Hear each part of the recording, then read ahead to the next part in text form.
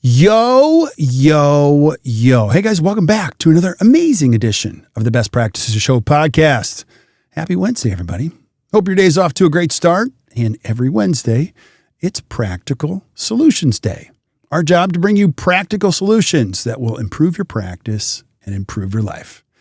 And we have a member of the BPA Accidental community, and he's a cybersecurity expert. So he came on today to address something that most dentists don't think about. It's called cybersecurity. And he shares the 5 mistakes from a cybersecurity standpoint that dentists make that are putting their practices in jeopardy and what you can do about them. So here it is. Please listen up. I hope you guys enjoy it, and we'll see you soon.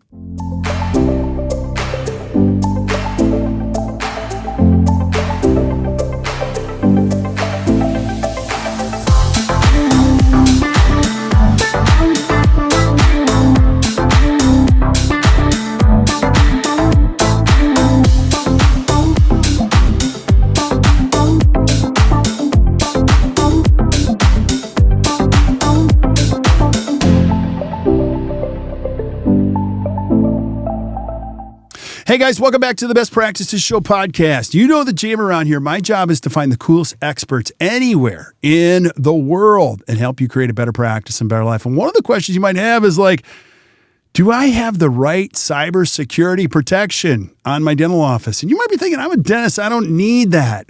Well, we're going to debunk that myth that you have right now because you do need one. And I've got a relatively good friend of mine who's actually a client on today. He and his wife are both clients of ours, and he's an expert in cybersecurity. So Travis, thanks for being back, or thanks for being on the show. I appreciate it. This is your first time on. Thank you for having me. It's awesome to be here. Yeah. So I always like to start here because if you're listening to the podcast, your first thought is, why should I listen to this guy? So Travis, give us a little background. Who are you and what do you do and what makes you qualified to talk about cybersecurity protection for a dental office? So number one, I am a subject matter expert for the DoD in cybersecurity. I do training and consulting for large DoD organizations, and I've been doing this for the last 10 years. I've trained clients like the NSA, USASOC, the U.S. Special Operations Command out of Fayetteville, North Carolina. I've trained a bunch of 3-letter organizations. I've trained academic groups and businesses alike. My academic background is I have a PhD in engineering. My PhD was in computer modeling. And back in the early or late 2000s, 2008, I got a certification in network infrastructure. So I got my Cisco Certified Network Associate back in 2008, which is 17 years ago now. Wow. And that was a big deal at that time. It's a pretty big cert now, but even then it was a pretty big deal. And so I've been in the network infrastructure space and in kind of the technical space since probably 2005. And I kind of had some academic credentials as well as my business acumen and the business that I actually do on a day-to-day basis in cybersecurity.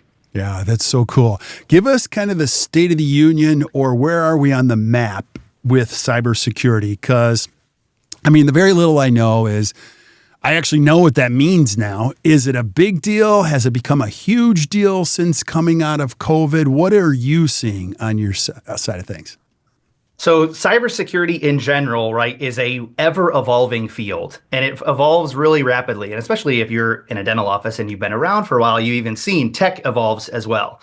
And so I would say cybersecurity is both as important, if not more important today than it was 20 or 30 years ago. And the threats have evolved. And so it's different based upon where we are now versus where we were pre-COVID for sure. And even, let's say, back in 2008 when I got my start. These days, you have software that you employ in your office. You have cloud software, or we would call that SaaS, right? Software as a service. You typically, in small offices, you have on-premises stuff. So you have servers in your environment. You have hardware, you have PCs, you have ancillary services like x-ray machines, and these things have little operating systems on them. I don't mean to get too scary. You're not going to get in the weeds too much on these things, but they do all exist, and they represent your technical infrastructure and how we see it, especially as cybersecurity professionals. Yeah. Wow.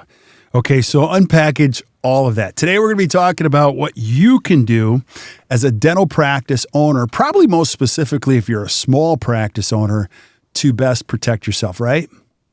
Absolutely. Yeah. And the thing that I would say is the most important is to make sure that everyone in your office knows that they should be vigilant. Right. We are all in this boat together. And now I'm not saying that everyone has to be extremely technically adept. And there are folks in my office, right? And my wife is a dentist and I handle this for our office, right? There are folks in my office that are locked out of their email today. This is not a joke, right? So they're not the most technical folks, right? But they should know that if I receive something like an email or a phone call or a phishing attempt, right? These are attempts to try and get access to your information, get access to your business, that I should be able to flag those, or I should have the confidence to say, hey, I need to put this in touch with someone who knows what they're talking about, who can evaluate this. And I always tell people in my office, and I tell people in my training, right? Don't be hesitant to ask a question. No one will ever be frustrated with you when you ask, hey, this doesn't look right. Hey, are we supposed to get this? And if I say yes, that's a fine answer. If I say no, that's a really important answer because then I can go through and say, hey, this is a problem and I'll handle it. Right. And I think the point, just to reiterate it, is so important is that everybody in dental office should not say that's not my problem. I don't know what this is, but that's not my problem, because I would imagine if I'm going to hack into anything, I'm going to look for a weak point of entry where somebody has a little apathy or isn't aware. I'm going to look for an easy way in, right? Absolutely. And the number one mechanism through which small businesses and small medical offices, which are a huge target, by the way, and I can talk about why, but the biggest entry point is people, right? That is number one by a mile, especially in these small environments. And so the people need to be educated and need to be vigilant. Okay, so let's create a treatment plan. So it would probably make good sense when you talk about the people to have regular training on this, and that's what you do. Essentially, is cybersecurity training. Just like we do HIPAA updates, we do like all these other updates. We do all this training. We should have annually or biannually some type of cybersecurity training, right? Absolutely. Even if it's just an hour or two, the type of things that I do on a regular basis for the DoD are upskilling, right? Week-long courses that are deeply technical. That is not what you need in a dental office, in a medical office. You need an hour or 90 minutes or 2 hours if you have a large team, right? That says, hey, these are the things, these are the common trends over the last 12 months. These are the common trends over the last 6 months. I'll give you an example. There has been a really large uptick in email phishing that looks like Google authentication attempts to get access to your Google administrator accounts. And so it says, hey, you need to reset your account. Click this link and utilize one of your hard-coded email reset passwords that you've been given. And so what you do is you click a link and then you go out to a phishing site and then you basically use their email utility that recovers your email address, right? And you put it in unknowingly to a third-party hacker, right? Or a third-party malicious utility. And so now you are basically resetting your email to them. That literally has been, over the last 6 to 12 months, a huge thing. And they are formatted really well because of, to be honest with you, AI, right? One of the things that you used to be able to pull out was, oh, this doesn't look like correct English. This is oddly formatted for email requests by Google or for medical office requests. And they're getting better and better because of some of these ancillary utilities. Yeah. And so you may or may not have heard about this, but in the state of Wisconsin, there were several hundred offices, not all of them, that were using Dentrix that were hacked. And they couldn't get in, they couldn't process patients, and it was crazy stressful for a very long period of time. So these dentists, and it was interesting, it wasn't all of them. It was it was several hundred, and they had to use paper and pen just to check in and check patients out. They didn't have any idea who was coming in. So I don't want to scare you, but that stuff happens. You don't really know how much you need it until you can't use the basics like your software, right? Absolutely. This leads me to my second point, which is a really great one. You said several hundred offices. So when that happens, when a large number of offices get hacked, that's typically ransomware is what you're describing here, where they cannot use their infrastructure. That's actually the issue with that is the managed service provider, your IT group that's getting hacked, right? Because they're the ones that are managing this infrastructure for a large number of dental offices. This happened in Wisconsin. It happened in Denver in the Midwest in 2019. It happened to 50 or 100 offices. And it was actually bad cybersecurity hygiene from the managed service provider. So this is one other thing that is really tough. This is a tough one for small offices, but I would encourage you to be diligent when you choose an IT management group. They're called a managed service provider, and make sure that you are asking the right questions to make sure that maybe you have at least some idea that they know what they're doing, for example. Right. Now, you mentioned this just a little bit back. Why are dentists and medical offices such great targets? Can you speak to that? Yeah. So basically, your hacker, your average hacker person is doing a cost benefit just like anybody else. And they're saying, how much value can I try to accrue with the least amount of effort? And so if you look at a small businesses, right, we're talking maybe between 10 and 200. I think of them in terms of PCs, in terms of computers, right? 10 to 200. Okay, so what does a revenue of a small business look like? Well, if it's a laundromat, the revenue may be $50,000 or $100,000 a year, right? If it's a convenience store, maybe it's $300,000 or $400,000 a year, and they have more employees. If you're a medical office, a small medical office, even with 5 to 10 employees, you're talking $1 to $4 million a year, maybe more, right? With 6 to 10 employees, that is a really high revenue number for a really small number of people. There is a second component to this where it's not just revenue, but it's also technical knowledge. So how likely am I going to be able to email phish or do something that is low-hanging fruit that will give me access to then conduct a ransomware attack or exfiltrate patient data, something that's valuable to me. And it's easier to do that to a medical office because they are not technical by default. There are some great practitioners out there who love their tech and do great things, but there is a large swath of individuals who consider themselves medical practitioners and not technical practitioners. Mm-hmm. And so if you're in that environment, then you are a high revenue office with not a lot of technical knowledge, admittedly, and an easy target. So that's why they're such a high value target. Wow. Okay, so I'm a dental practice owner. I've got a relatively small practice. Like, Travis, help me. What do I need to do next? Okay. I would say, so we said we train our individuals. Next on this list is make sure that you're using your tech in the way that it was intended. Use your software the way that it was intended. Use EagleSoft, Dentrix, Open Dental. Use the note-taking features and make sure that you keep the notes in the sections that are patient notes. Make sure you keep the sections that are personally identifiable information that are about the patient data. Make sure that you put them there. And then you're like, where else would I put them? Don't leave them in Word documents on your machines, for example, right? Don't leave them in note sections when you're submitting insurance claims or things like this. A lot of those fields are not, we would call them escaped or basically appropriately sanitized. Put the stuff where it is supposed to go and listen when you take an onboarding training with EagleSoft or when you take an onboarding training with Dental Intel, right? This software is designed to handle your data appropriately and ensure that HIPAA compliance is maintained, that you are protecting personally identifiable information. So my second component on this is lean on the software and use it as it was intended. You are speaking to my soul. Now, here's why. I've been doing this forever. So there's inherent challenges with what you just proposed, Travis. We find as coaches, the utilization of software is extremely poor. You know, if I was going to use a generalization and you look at the big three of Open Dental, Dentrix, or EagleSoft, even our best clients are using the software at 50% to sometimes 40% of its capacity. They don't even know that there's patient alerts or things like that, like features that are, so that's one inherent challenge, I think, as a dental practice owner. What you prescribed, we have to use the software exactly like it's supposed. There's another challenge, which I personally, this is my personal bias, the training overall is pretty crappy. Now, I haven't found anybody that's like, oh my gosh, I found the greatest Dentrix trainer or the greatest EagleSoft trainer or the greatest Open Dental trainer. And then I'm going to throw a third challenge at you, and I want you to unpackage these.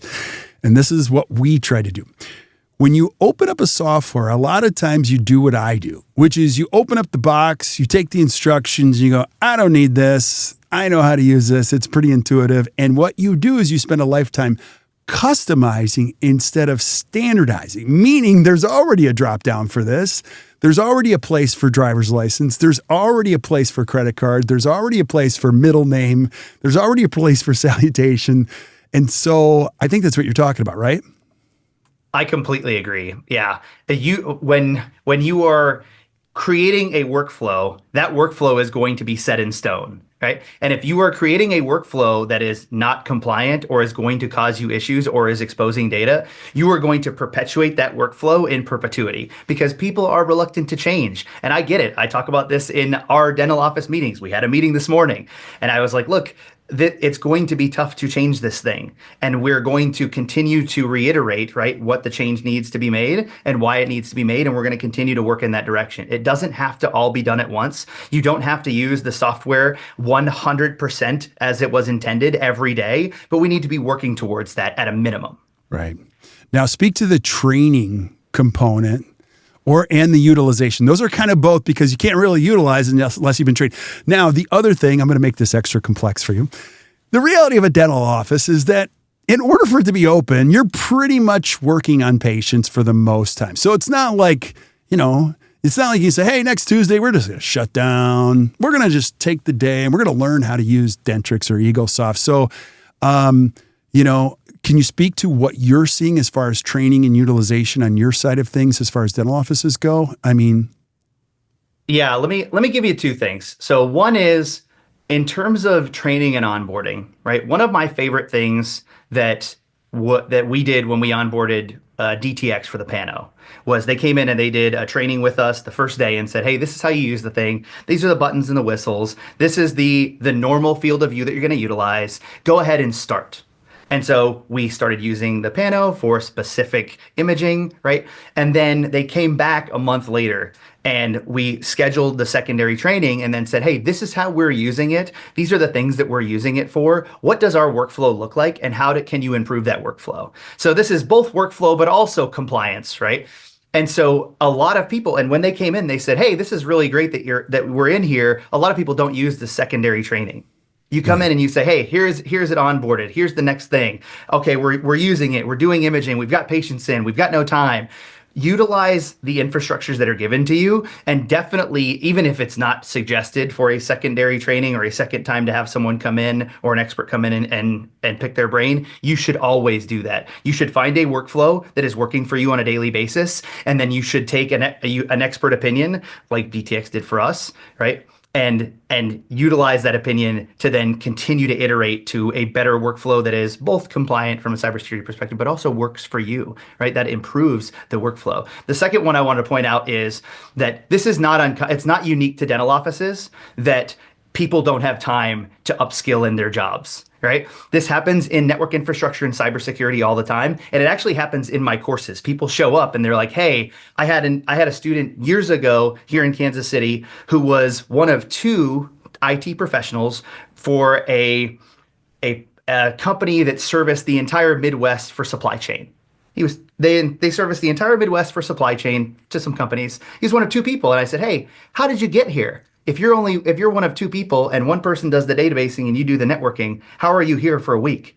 And he said, well, this is interesting. I stopped a cybersecurity attack and I had been asking for funding and time to upskill. And they said, no. And I did this thing and said, hey, this is a huge problem. And so it's not uncommon. You just need to advocate for the time. And in a small business, right, you as the dental office owner, as the practitioner, need to make sure that you prioritize that time because it is going to benefit you in the long run, both from cybersecurity and IT, but also from a workflow and productivity perspective. It just is. Yeah, so good, Travis. What are some other things I can do as a dentist just to, protect ourselves here going forward?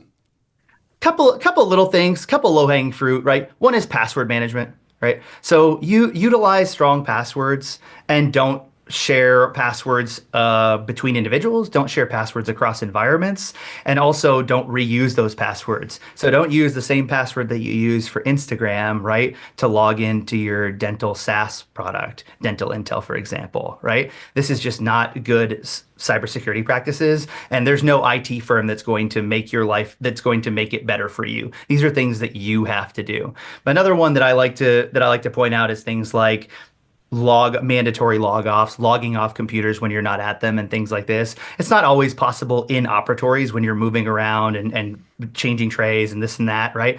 But if you're at an administrator computer, or if you have, like we have the Pano has its own server and machine in a hallway, that should be logged off at all times because people are walking by these things. So this is just good sanitation. One last thing about the passwords is utilize a password manager. Right? Your offices and companies use password managers all the time. I have a friend who works for a huge software company here in the Midwest, and he has a password manager installed on his company laptop, and they utilize a centralized password manager. Your question is, Travis, what if this thing gets compromised? I agree, but it's still significantly better. You have a single point of failure, yes, but you have a strong password, and that database is designed specifically to manage those passwords for you, and then you can utilize strong passwords everywhere else because it's going to auto-populate for you. Yeah. And so just so for clarification, because I'm not very smart on this, you've been coaching me on this.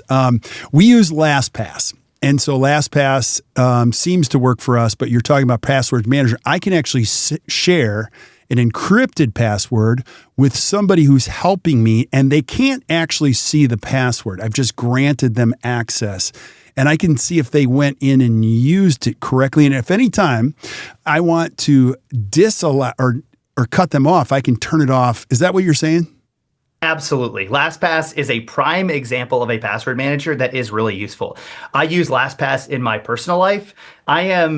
LastPass has had some cybersecurity issues over the last 3 or 4 years as a result of being acquired by private equity. They are not a bad solution, and it is absolutely fine to continue working with them. I still do in my personal life. If I were to go and do it again, if I were to suggest someone a password manager now, it would probably be a utility called Bitwarden, which is based on some open source software, and it is a really cool password manager. I don't have a problem with LastPass, and again, I still use it, but just because of their transition to private equity, I think that there are better solutions if you're starting from zero. But then again, we call this vendor lock-in. The time it would take you to transition this infrastructure, your infrastructure, mine, is just too cost prohibitive. And LastPass is a great solution. But the solutions that you talked about, sharing passwords, managing them, sharing encrypted passwords, managing passwords between individuals. It's an unbelievable function and underrated. It changes the way that you implement passwords in your environment, and it makes them significantly more secure. If you get one thing out of this, use that. Yeah. And the reason you should listen to Travis is so you don't do what I do, or I did, which is when people needed my password, I would just email them. My password to my bank is this, just log in, or I would text it. And you don't know how easy it is to duplicate that kind of communication. Somebody could just be, like a barnacle or a leech on this and just watch all your information going back and forth and go, ooh, that's what I needed. And now I can hack it. So we would call that sniffing traffic, right? And so you need to understand the difference between, let's say, logging in and sending encrypted traffic to you and to a web server versus the services that run behind the scenes. So for example, you mentioned email, right? Email is not by default secure. The channels behind which email operates, these protocols like the simple mail transfer protocol, SMTP, POP, I'm getting down in the weeds, but these protocols are not secure by default. The back end of these infrastructures, that's why for dental offices, when you communicate with specialists, you typically communicate with specialists via secure portals because they don't email you that stuff. They shouldn't. I know that some specialists still do this, but they should not because email is not considered secure, right? That is exposing HIPAA related data when you send it via email directly. Okay, on that note, my brother-in-law works for the FBI in the gangs unit. And so I won't tell you because he doesn't give me any information, but he tells me this. He says, WhatsApp is the bane of my existence. Like, is that true or not true on your side? Now, again, my brother-in-law gives me generalizations. We drink beer. I'm like, tell me what you're up to. He's like, I can't, but I'll tell you, like, WhatsApp is a pain in the ass. And I'm like, why? He said, because it's like, when they say it's encrypted, it's encrypted. So we're using workarounds. From your perspective, can you speak to that? Now, the reason I say that is most docs and specialists communicate through a service like WhatsApp when it comes to patient-to-patient activity. But would you advise that or not advise that? Absolutely. And you're 100% correct. To be honest with you, I utilize end-to-end encrypted messaging services in my regular life for that reason. I'm a fan of an app called Signal. WhatsApp is wonderful as well, but I use Signal. And these end-to-end encrypted applications are exactly that. It is you to another device. And so what that means is you actually have, if from an encryption perspective, you actually have a private key. This is the thing, the code that encrypts that data. That private key sits on your machine if you're using it on a PC, on your phone. And to your FBI brother-in-law's point, right? It is end-to-end encrypted. There is no sniffing of that traffic. There is no accessing that traffic without the private keys. There is nothing to do in that situation. And that's a wonderful solution for individuals who are trying to keep data private for non-malicious individuals, right? People that aren't being investigated by the FBI. Yeah, Travis, this is so fast. I'm sorry for all the questions. Now, you mentioned logging off. Can you tell us why? Like, why is it so important to train your team to log in and log off every single day? Yeah, this is low-hanging fruit, right? So the easiest thing to do, the easiest thing to do is to get you to give me the information. The second easiest thing to do is to sit down at a computer that is open, an open portal to your infrastructure, and look through what's going on. And it is a very simple solution. So if it's low-hanging fruit, it's a nice, easy solution. Log off.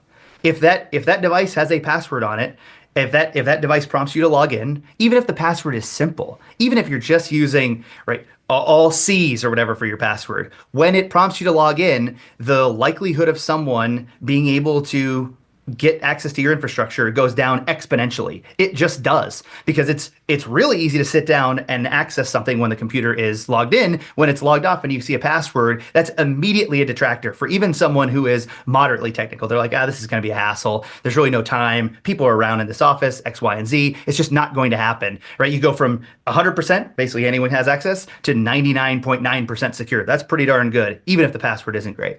Yeah, and then when you say logging in and logging off, those have to be unique. So you as a dentist can't give Sally your login.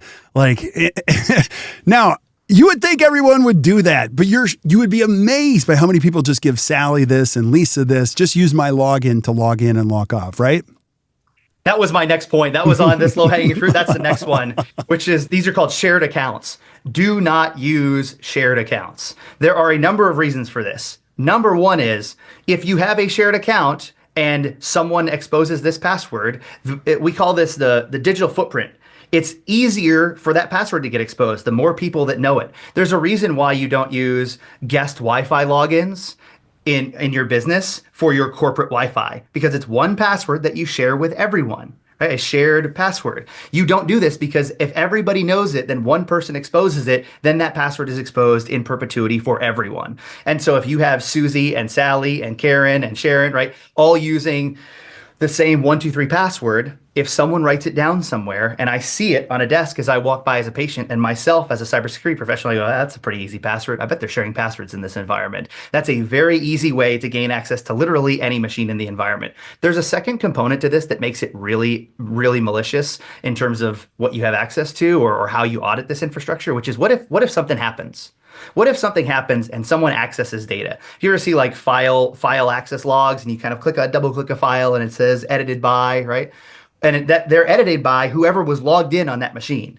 So how do you conduct what's known as incident response? How do you determine who changed a file, why it was changed, and what happened? This is both from a business auditing standpoint, so to make sure that people, your employees and your team, aren't necessarily changing the things that they shouldn't, and you can go back and you can help them if they are doing things that they shouldn't have been doing and didn't know. But it's also from a hacking standpoint. So if you then go to a firm and they're called incident response firms, IR, when you have a ransomware attack and you employ an incident response firm, when you go out to them and you say, hey, I need help, then you have almost no recourse because they can't do what's known as incident response triage. They can't look at this stuff and determine what was going on because everyone was logged in with the same account.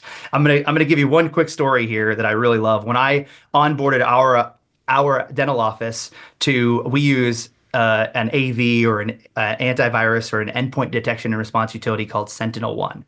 Well, anyway, when I onboarded with them, I onboarded with an intermediate service, basically a vendor for SentinelOne. And that vendor said, oh, your you're a medical office, you're trying to bring on Sentinel-1, and they asked me, what incident are you dealing with? I said, that's kind of odd. And I want to use you because I want to prevent incidents. And they said, oh, 80 to 90% of the small offices that reach out to us that want to use our product have an active incident occurring.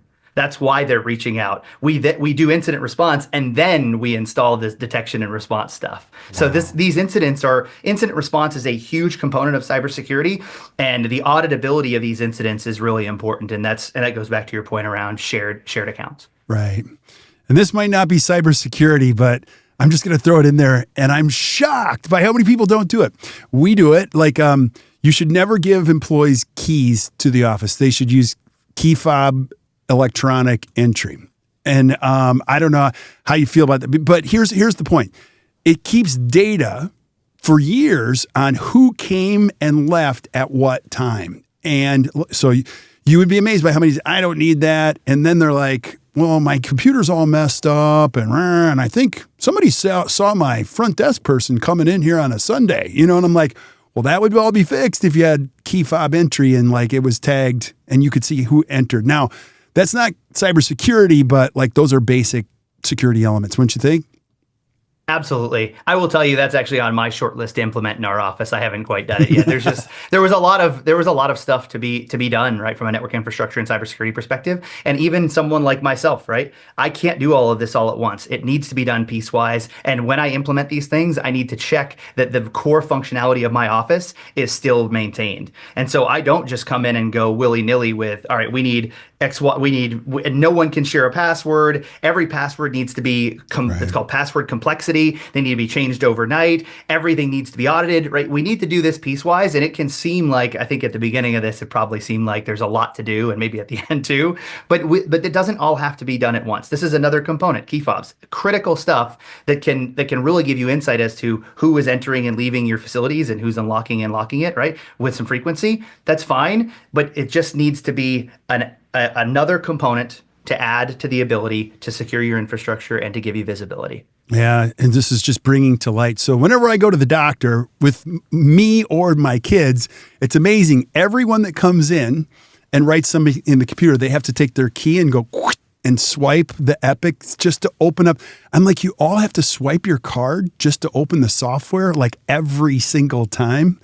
And I guess they do, I was sitting at a GI specialist weeks ago, and I saw that the machine was logged out, and on the top of the machine it said, "Your privacy is the most important thing to us." Basically, it was saying, right, everyone's logging in, and even the screensavers are saying, "We are committed to maintaining your privacy and your data." Basically, it's a cybersecurity statement. I haven't told my wife this. When she hears this, she's going to be like, "Golly, it's the same thing with them every time." Yeah, you love this stuff. I'm picking up what you're putting down.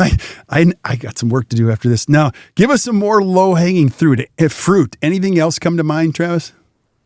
So the final component, as we're thinking through kind of the low-hanging fruit for me, is office policies. And this is one that you don't think about as much, and probably something you might not even have come across in terms of the way you think about cybersecurity. But let me give you an example. One of the things that we talk about in my courses too is they're called administrative policies. These are policies that your business puts in place to make sure that you are maintaining a secure posture. What does that mean? An example would be mandatory vacations.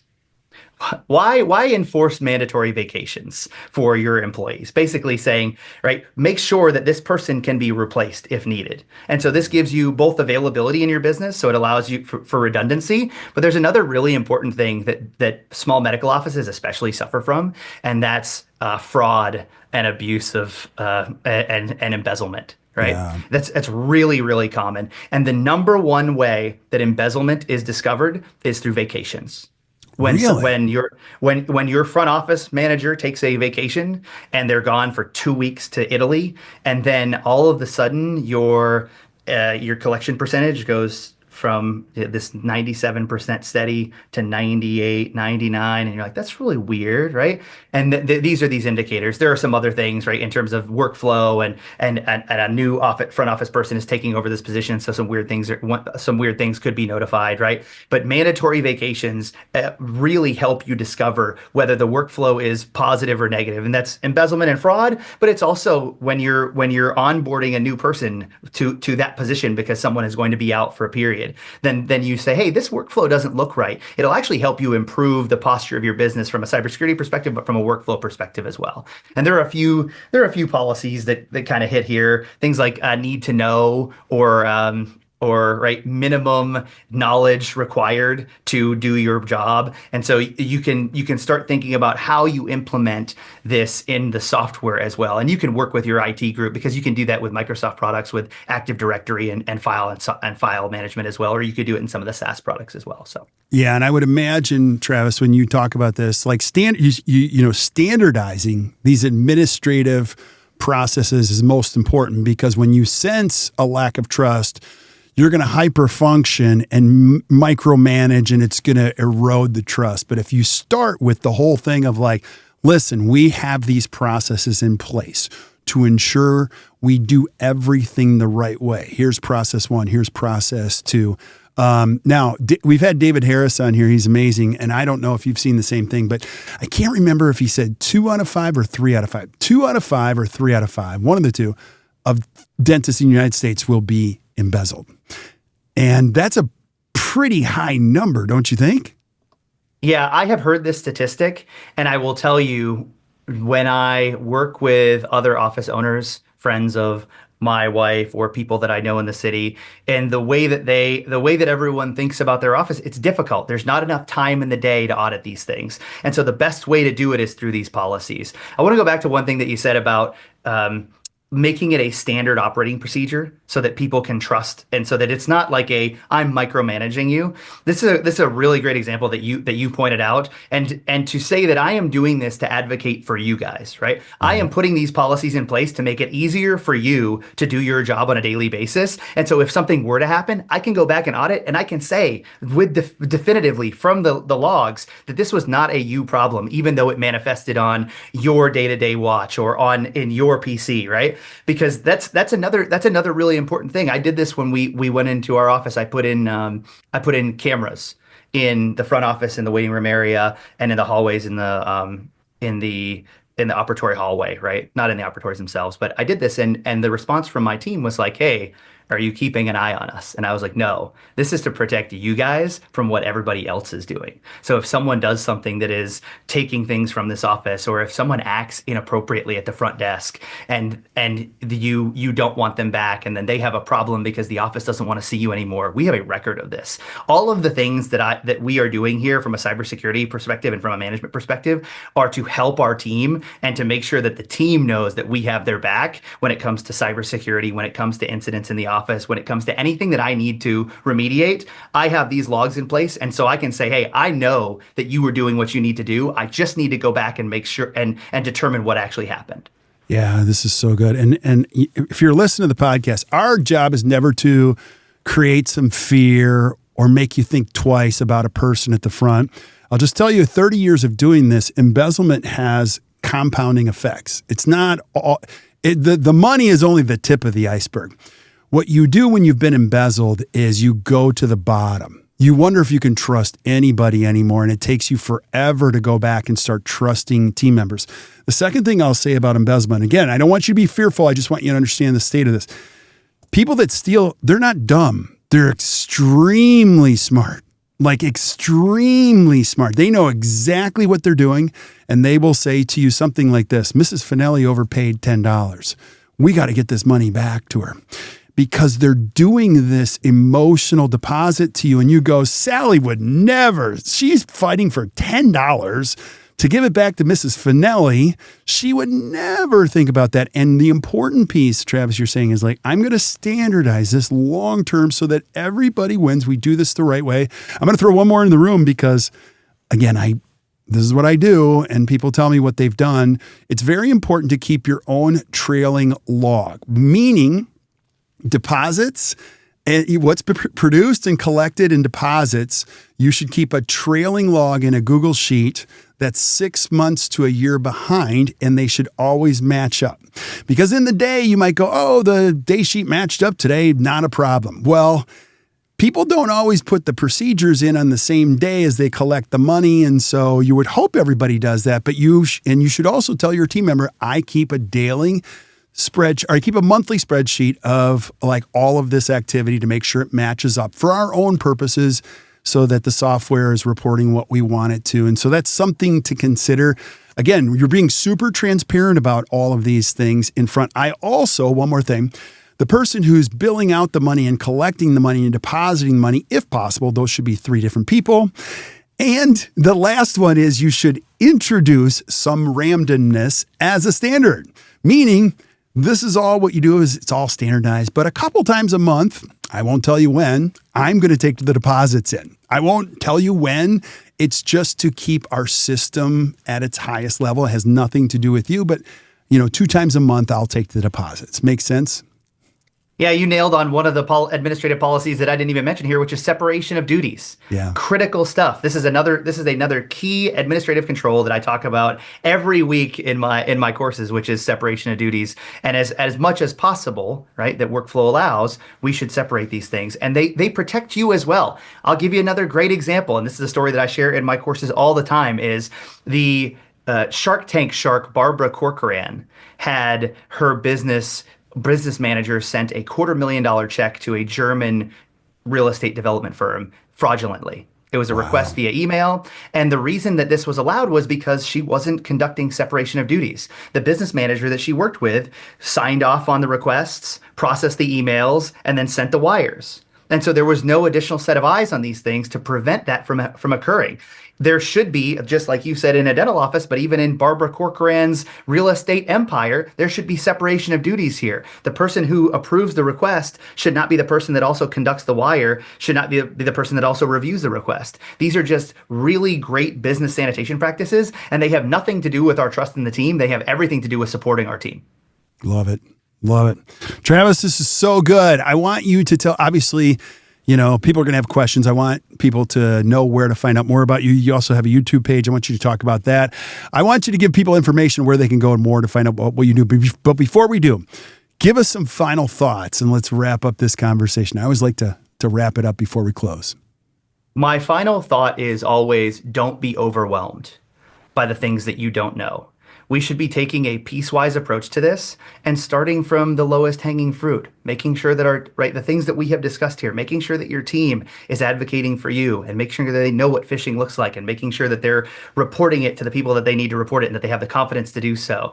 And then as we move down these administrative controls and other password utilities that we have outlined, you can do this piece by piece by piece. And I told you in the middle of this podcast that I don't have everything implemented the way I want. I don't have key fobs on my doors, and I love that idea, and I've been working on it for a while. It is not as overwhelming as it seems, and it is not the end of the world. This does not need to be done on day 1. It doesn't need to be done by day 100. It is a continuous evolution, and if you treat it as such, you will actually get much further than anyone who doesn't treat it that way. Yeah. As far as me, so I go by Travis IQ on Instagram and Twitter.